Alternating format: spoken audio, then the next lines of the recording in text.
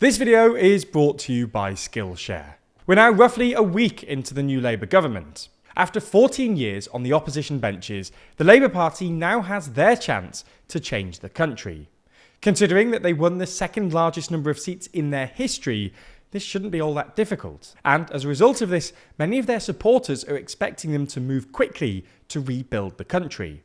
Back in 1997, the last time Labour won a landslide election victory against the Tories and were thrust into power after years in the wilderness, the then Prime Minister Tony Blair and then Chancellor of the Exchequer Gordon Brown wasted no time in making the changes they thought the country needed.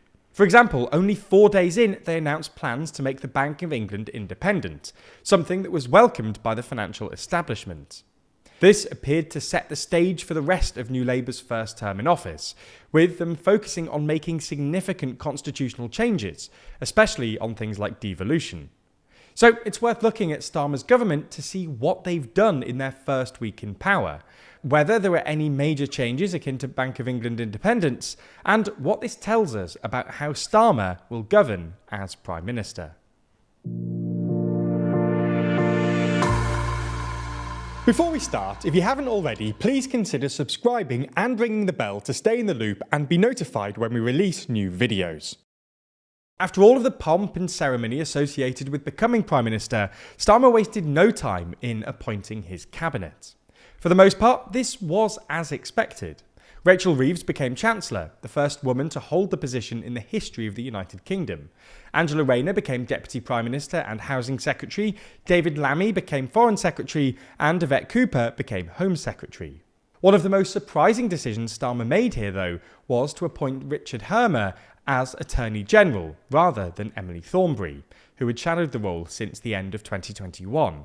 It's not yet clear exactly why Starmer made this last-minute decision. Similarly shocking was his decision to appoint experts to junior roles in the government. Patrick Vallance, who's best known for his role as Chief Scientific Advisor during the coronavirus pandemic, was appointed to the House of Lords and made the Minister of State for Science, Research and Innovation. Additionally, James Timpson, the Chief Executive of the Timpson Group and someone who had held the role of Chair of the Prison Reform Trust, was also appointed to the House of Lords and given the position of Minister of State for Prisons, Parole and Probation. It seems then that while many of Starmer's appointments were mostly to be expected, he's trying something new with putting experienced people into government from outside the world of politics, something that he may continue to do as Prime Minister. Anyway, let's move on and have a quick look at what Starmer has done on the policy side of things. On Saturday, one of the first things Starmer did as Prime Minister was announce that his government would no longer pursue the gimmick of deporting migrants that arrived illegally in the UK to Rwanda. Now, this wasn't too much of a surprise. Starmer did campaign on the promise to scrap the scheme in the weeks leading up to the election. However, to bring it up so soon after his election victory really demonstrates how keen he is to wash his hands of it. This wasn't the only Tory-era policy that they announced they'd be scrapping, though. In one of her first acts as Chancellor, Rachel Reeves lifted the de facto ban on the creation of onshore wind farms. Essentially, there were two footnotes in the National Planning Policy Framework, or NPPF, which stated that in order for such wind farms to be created, incredibly strong proof was required that there was no opposition to its creation. This made it virtually impossible for onshore wind farms to be built. These footnotes have now been deleted, ending the de facto ban.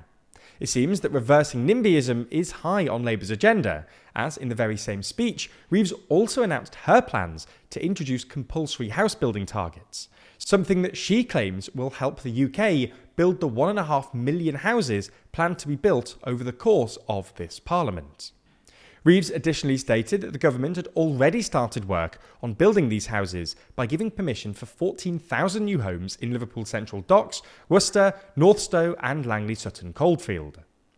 It seems though that Reeves wasn't done yet.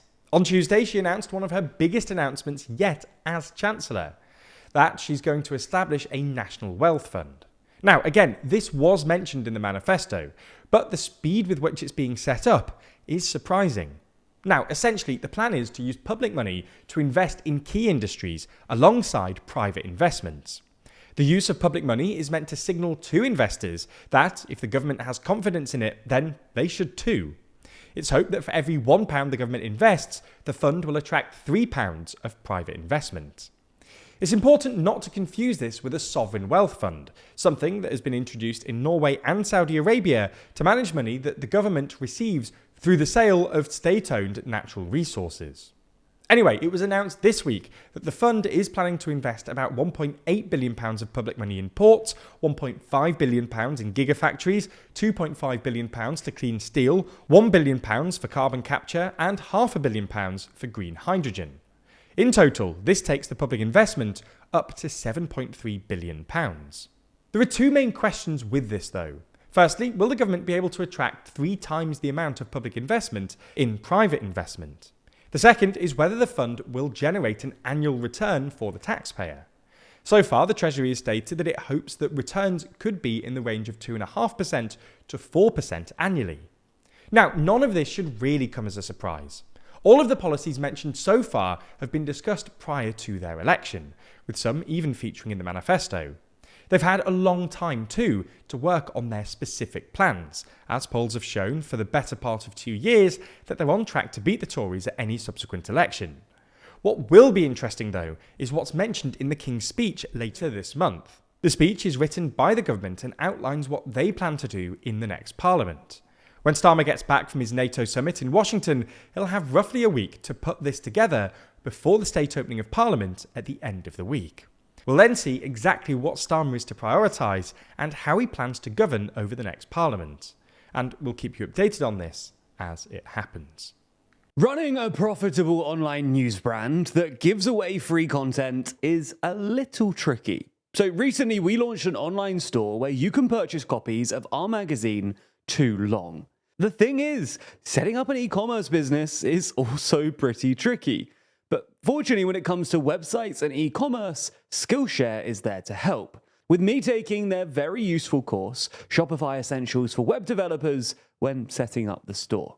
That's because Skillshare is the largest online learning community for creatives, with thousands of classes led by industry experts across film, illustration, design, freelance, productivity, and more. That means that Skillshare can help take your career, skills, hobbies, passions, or side hustles to the next level. There's hundreds of career-focused classes. That's courses from how to start a business to maximizing your workflow or digital marketing. The best news is that the first 500 people to use our link in the description will receive a 1-month free trial to Skillshare. So get started today.